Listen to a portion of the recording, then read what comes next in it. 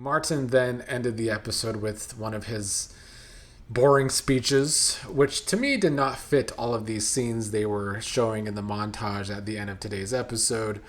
But it is what it is. I mean, it's hard to make Ashley's storyline fit into anything.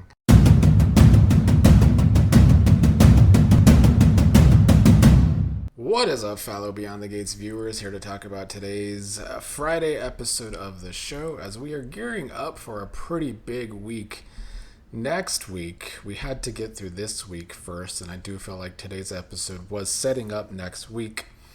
So, for a setup episode, it was pretty good. Well, except Ashley, of course. But anyway, I'm going to just go in order of what I have in my notes. We started with Vernon talking on the phone with the Victor Newman about politics and how Vernon wants him to be the speaker at Martin's campaign party that is taking place next week. When Anita comes in, she hears him on the phone with someone. Seems like a secret. Anita a little worried because last time Vernon was sneaking around, he was getting voice lessons, but people were starting to think he was having an affair. So Vernon announced to Anita that Victor Newman is making the keynote speech for Martin, and they were waiting for Martin to come on over to discuss all of that. Martin was meanwhile going over stuff with his campaign manager. The Abbotts are also coming to town over from Genoa City, over from the Young and the Restless. And when Smitty came in, he had to make note that there's no way that Victor can be seated next to Jack Abbott, so they're going to have to make that work separately because there is that long, storied rivalry between Victor and Jack. Smitty, meanwhile, is telling Martin that he now has a 5-part series on the blood plasma investigation. I guess this writing and this reporting is going so great for Smitty that the paper has approved him for a 5-part series. Martin then left to go see the Grands about his speaker and how it will be Victor Newman. So Martin was very excited that Vernon was able to get that to happen. And then their talks kind of devolved into Joey and what happened on that road years ago and the cover-up with the Kenny situation for Martin. They talk about how Joey is probably wanted to have Martin under his thumb because Martin is a congressman, and if Joey is ever arrested by the feds, he will need a congressman to help him out. Although I thought Vernon and Joey were able to work out a deal that if Joey ever needed to call in a favor, he had to go to Vernon instead of Martin. Martin then ended the episode with one of his boring speeches, which to me did not fit all of these scenes they were showing in the montage at the end of today's episode. But it is what it is. I mean, it's hard to make Ashley's storyline fit into anything. Joey and Randy were at the casino waiting for the Impaler. Randy helps set up the meeting with the Impaler. And Joey wants this meeting to let the Impaler know that the Impaler is starting to come on his territory, and he doesn't like that. But of course, who had to interrupt them? Well, Trash, of course, who heard them and found out that they were going to be meeting with the Impaler. So Vanessa was upset with Joey that he'd been planning to meet with the Impaler for a while, and he's been hiding it from her. She, of course, had to remind him that they're supposed to be partners, even though she reminds him every single week because they have the same damn scenes every single week. But Joey doesn't want her anywhere near this, thinks the Impaler could be very deadly. They do call him the Impaler after all. He asked if she will go away quietly or if Randy will have to carry her out.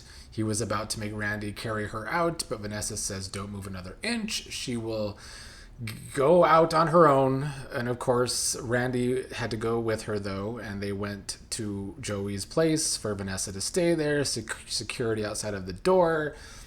I still don't really understand why Vanessa is just wanting to be so involved with all of the shady dealings of Joey's.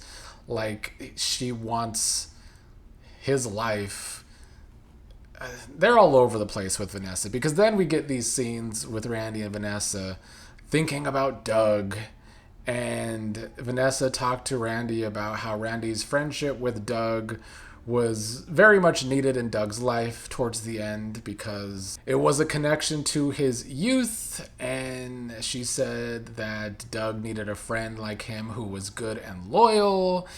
The show these past couple of weeks are really trying to make up for the fact that for 7-8 months since Doug's death, that Vanessa really hasn't truly given a shit. Now they're trying to really show us again that Vanessa does miss Doug, but it's very hard to buy that that is the case because of what we have seen with our own eyes, with the affair with Joey, with the initial aftermath with Vanessa and Joey after Doug's death.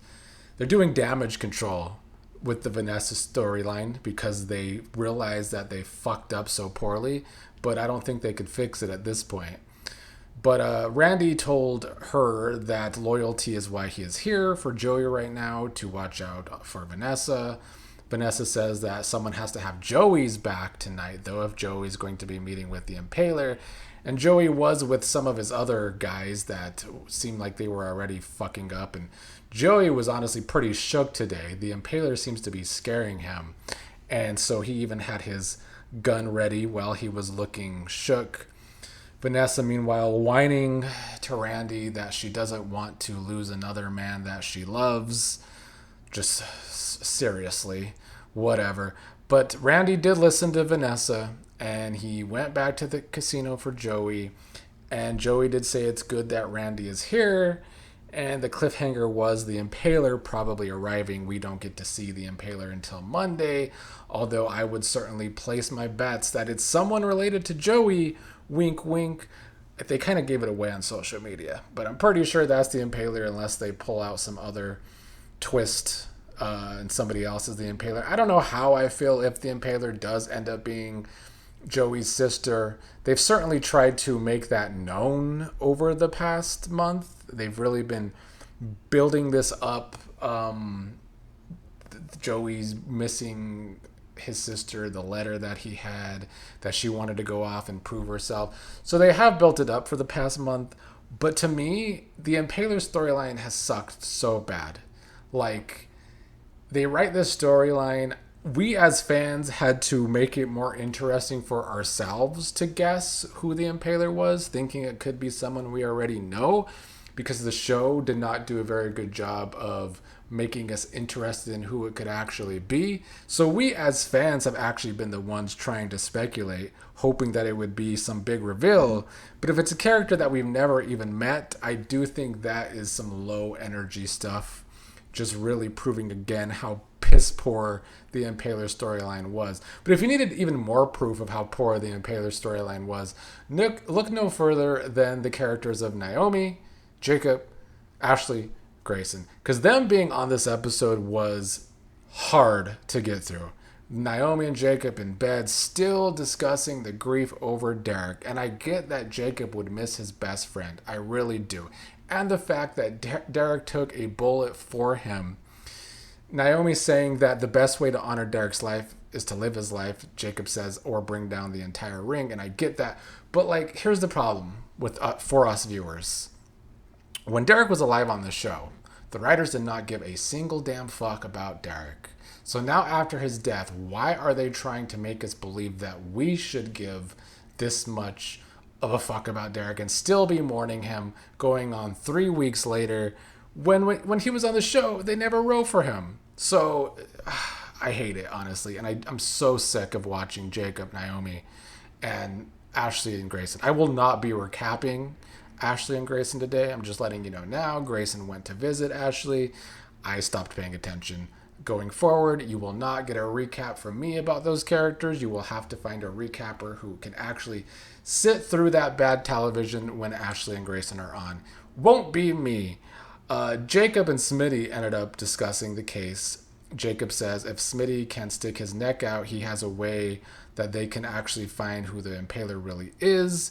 Jacob wants Smitty to use his articles to basically poke the bear and hurt the Impaler's ego, and it's his narcissism.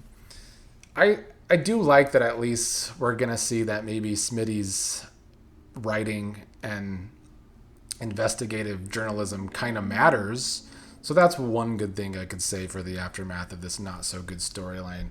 Naomi arrived at Ashley's, seeing that Grayson was there. Then they had this discussion about, does Ashley really not care about Grayson if Ashley let Grayson into her house? My question is, who gives a fuck? But I guess Ashley still does. Naomi did kind of point out how Ashley felt about Derek towards the end, and pointed out that Derek went to the warehouse putting himself in a dangerous situation like he always had. But Ashley was upset, saying that Derek shouldn't be judged. A dead man shouldn't be judged because he died trying to save Jacob's life. There was some tension between the friends here, but in the end, it just wound up being so that Ashley could think about Grayson, so I don't care. And that was our Friday episode. I do think next week looks really good. I will be giving more of my thoughts on the preview on Sunday, like I always do. A tornado is coming. I like that they're giving a natural disaster. I feel like the show needs it. I hope they use it as a reset, like Santa Barbara did, the soap opera in the 80s, with an earthquake, to maybe kill off some dead weight. And with blood on Kat's hands in the preview, can they actually be killing off Tomas? If it is, next week would be my favorite week of the show. So here's hoping that is whose blood is on Kat's hands. But we'll see how it all plays out. Should be action next week. Should be a really good, some good shows. Young and the Rest is crossing over. So I do think we will at least get a good week next week. And we'll see the Impaler. I hope it comes off better than it might not, because I do feel like the reveal could be a little like lackluster because we don't know the character.